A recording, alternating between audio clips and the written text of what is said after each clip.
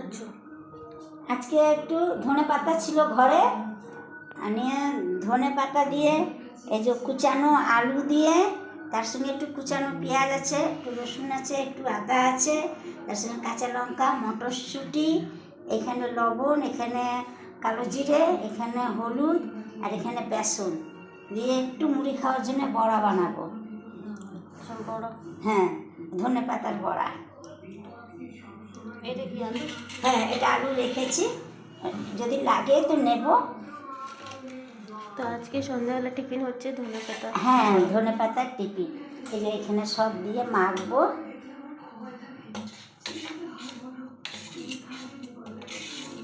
ধনে পাতা তখন সস্তা, কিন্তু টেস্ট নাই, তাই বললাম যে আজকে একটু বড়াই বানাই, সব কিছু দিয়ে বানাবো।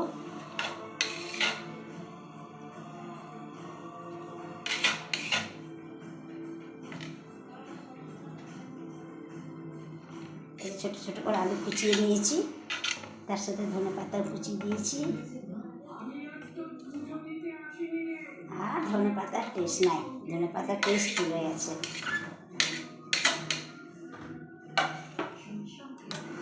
এখানে বেসন দিয়ে দিচ্ছি।